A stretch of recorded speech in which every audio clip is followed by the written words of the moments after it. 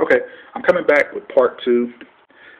In the previous video, I was pretty much hurting for time on my video, so I had to cut it and make two parts out of it. But I was speaking about upcoming trial, more upcoming trials here in the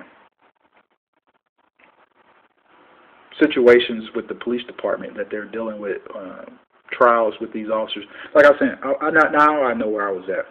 There's two different trials that are coming up. One is for the kidnapping by two officers down in Charles County.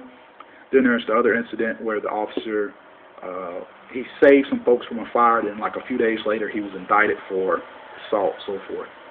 Those trials are coming up. We got to wait and see the results of them. But just recently, though, here in the beginning of 2013, officer was convicted of stealing guns, basically. This officer was a member of the task force.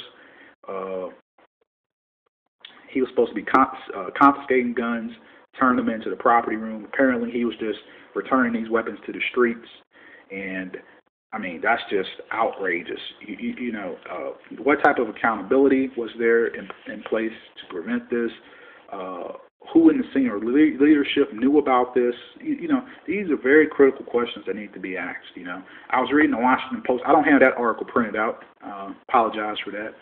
But I did read that article over. He was found guilty. This was his second trial. The first one ended in a mistrial.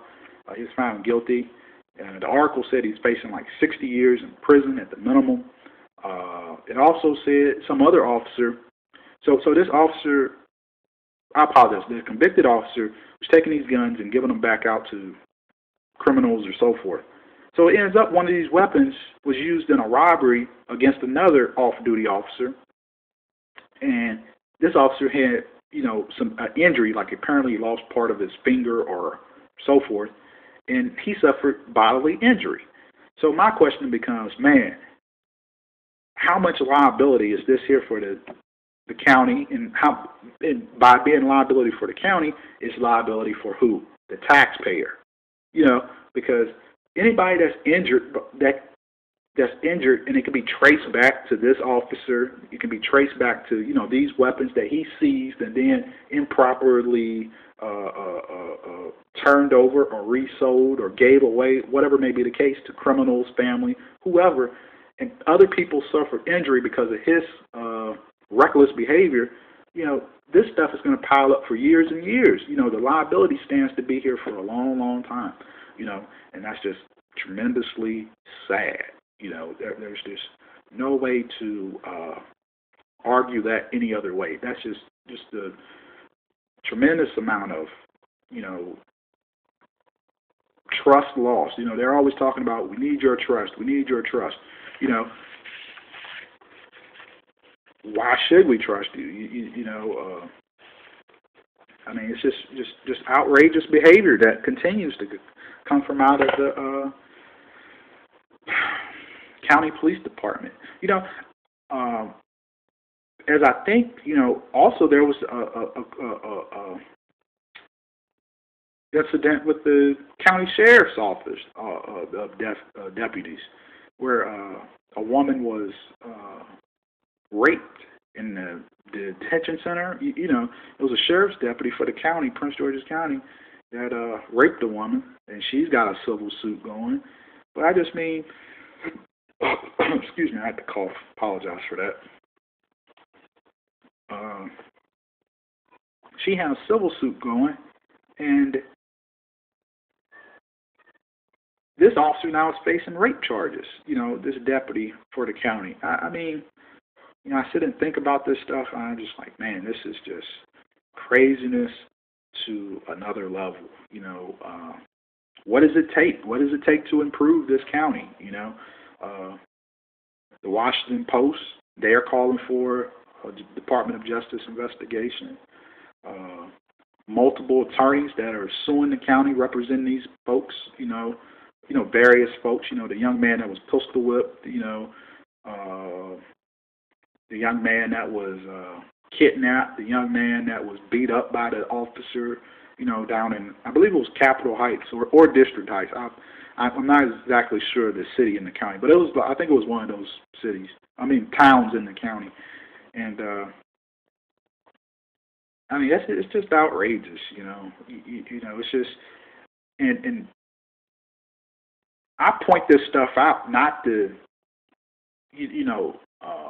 mock, to be like a mockery to the government, or I'm not government official. It's just a tremendous amount of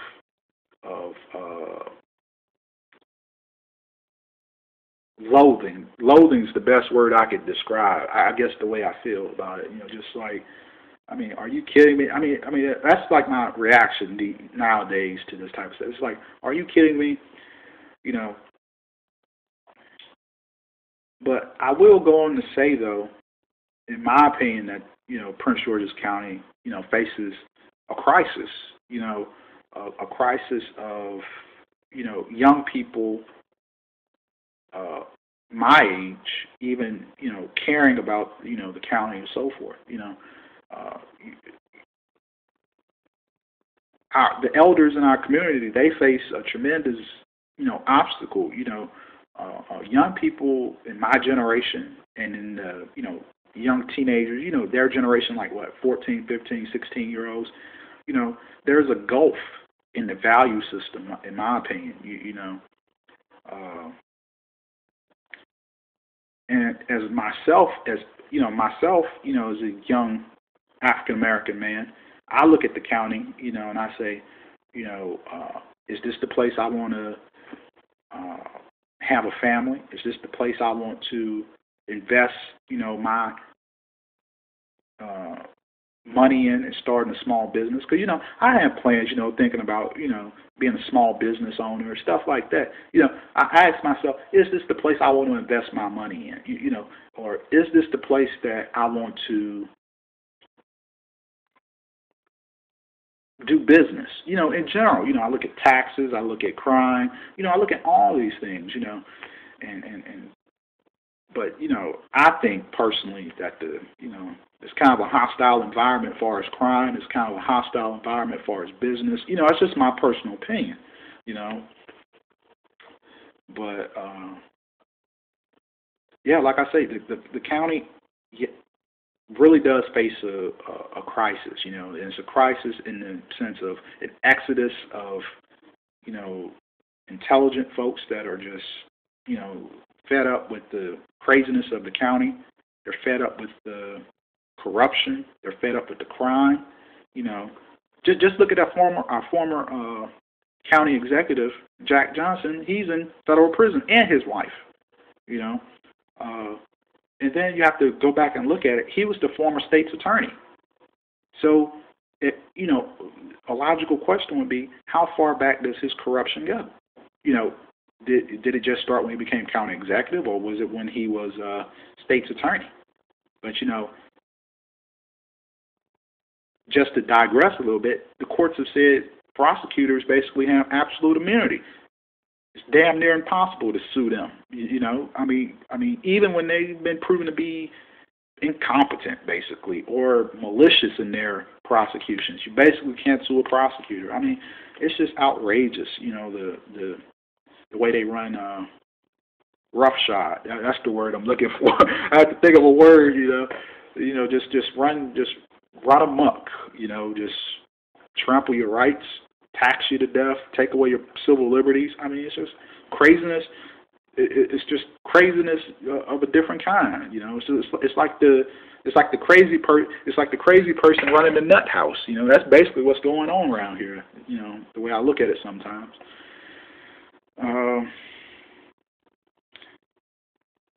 I'm trying to decide if I want to do a part 3. I'm thinking of what else is going on in the county. Yeah, I think I'll do a part 3. I'm going to go ahead and cut off, and I'll come back in a few minutes, and I'll see if I can clear some of these papers up, and I'll keep going. All right, I'm cutting off with part 2. I'll be back shortly.